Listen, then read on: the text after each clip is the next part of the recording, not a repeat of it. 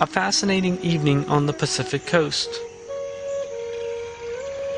A time when the coast attracts many visitors. With the arrival of the mating season, the sea turtles flood to the beach. But this is not just any beach. The beach they come to in order to lay their eggs has to be the beach where they themselves were born. That means they may have to travel up to 1,000 kilometers. They are not deterred by the long and tiring nature of their journey, but arrive at the beach where they themselves hatched no matter what.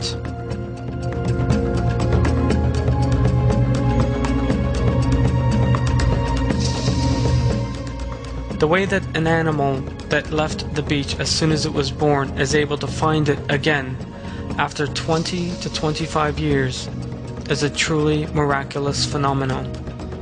It is also extraordinary how they are able to find their own beach from among so many that look so alike, moving along the places that also look alike in the ocean floor. Eventually, thousands of travelers with no compasses come together on the same beach at exactly the same time and set about finding the most suitable sites for their young. They carefully dig a hole and lay their eggs inside it. They then cover the eggs up with sand. Unlike human beings, turtles have no gender chromosomes. Gender is determined by the temperature of the nest, and this takes place in the middle of the incubation period. Females form in warm nests, and only males in cooler ones.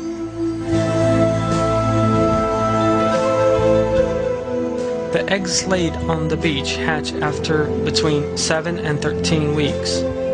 The young weigh an average of 31 grams and are no bigger than a box of matches.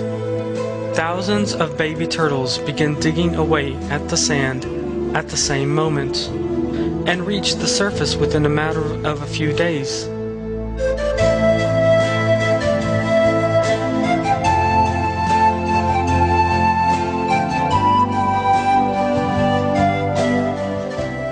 They generally stop digging for a while before emerging onto the surface and wait for night to fall, because there would be a greater risk of being caught by birds of prey were they to emerge in the daylight.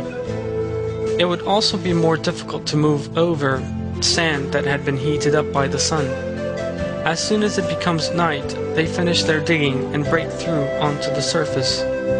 Although it is dark, they quickly head towards the sea.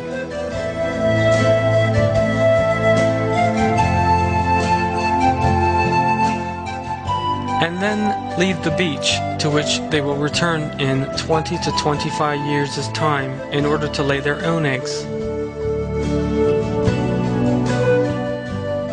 It is of course impossible for these newborn babies to know whether it is day or night while they are still buried beneath the sand, to know about birds of prey and the dangers of being eaten by them, that the sand is heated by the sun and could be harmful to them, and that they must move quickly in the direction of the sea. It is also noteworthy that as soon as they hatch, they need to have the bodily structures with which to embark on a long journey.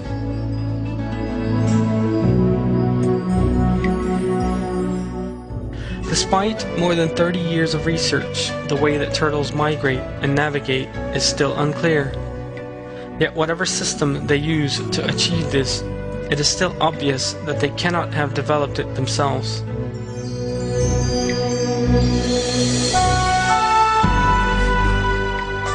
It is Almighty Allah who bestows on all living things the abilities they will need before they even come into the world, and who teaches them how they need to behave throughout their lives.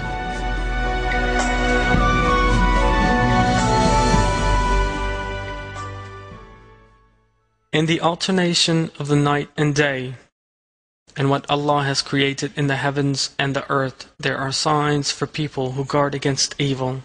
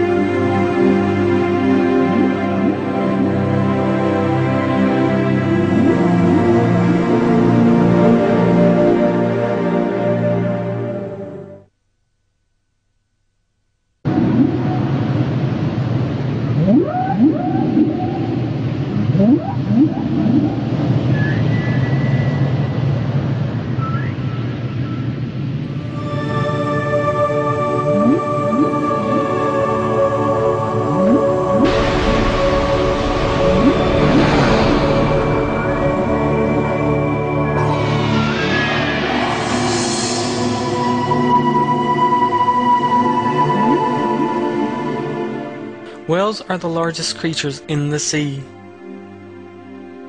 The species known as the blue whale can reach 30 meters in length and weigh more than 130 tons.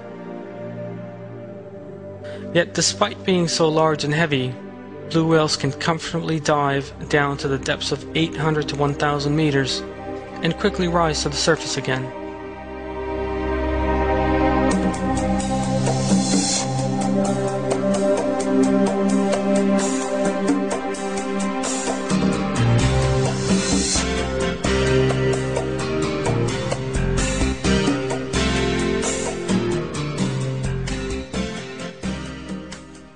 Imagine a huge ship weighing 150 tons, 30 meters in length.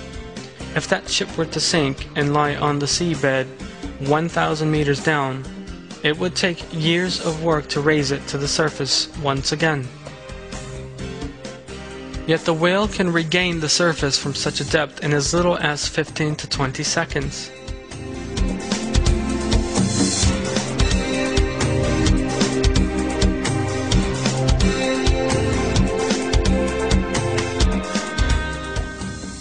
Because the whale's bones are made from a spongy substance and are filled with fat, by way of which it is easily able to rise to the surface from the enormous depths.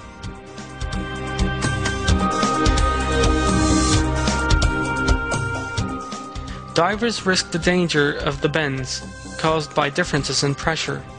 If they rise to the surface too fast, the air inside the lungs cause air bubbles to form inside the blood vessels by suddenly entering the circulatory system. These air bubbles can prove lethal since they damage the order present in the blood flow. Yet although whales, like us, breathe air, they never encounter such a problem. Because as they dive, they move with empty lungs, unlike human beings with full ones. Since their lungs are not filled with air, there is no danger of their suffering from the bends, as that air mixes with the circulation.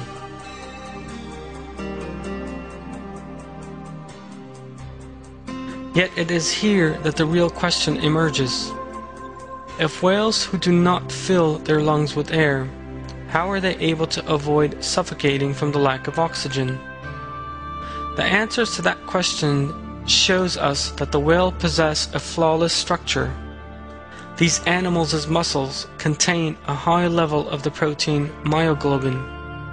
These proteins bind to the oxygen molecule and preserve it.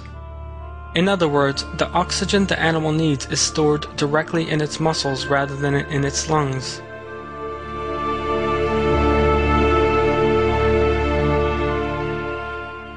In this way, whales swim for long periods without breathing and are able to dive right down to the bottom of the sea.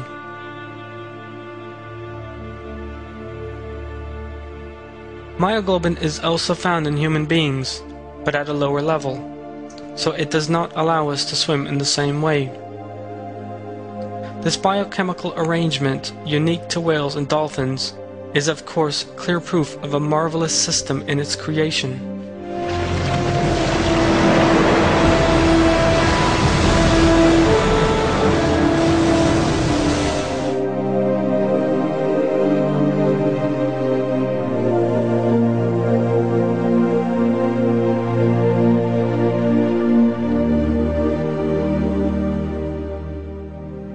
When December comes around, the whales start migrating, because they need to move to warm waters in order to give birth. Every year, in December and January, they swim from the Arctic Ocean to California on the southern coast of North America. This calving site is of a special importance to their survival. It is essential that whales give birth in warm waters if their calves are to survive. The most noteworthy feature of this time is the way that pregnant females eat nothing and feel no need to do so.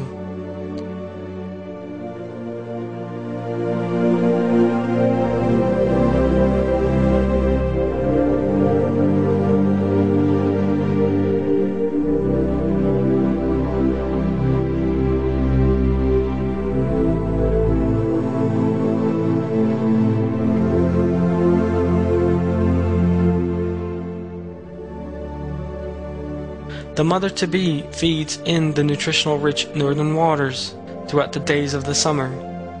She thus acquires a thick layer of fat containing more energy than she will need on her long migration.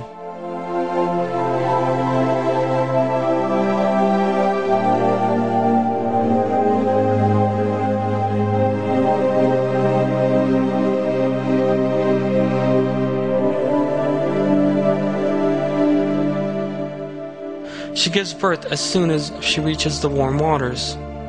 For several months, the calves feed on nothing but the mother's milk.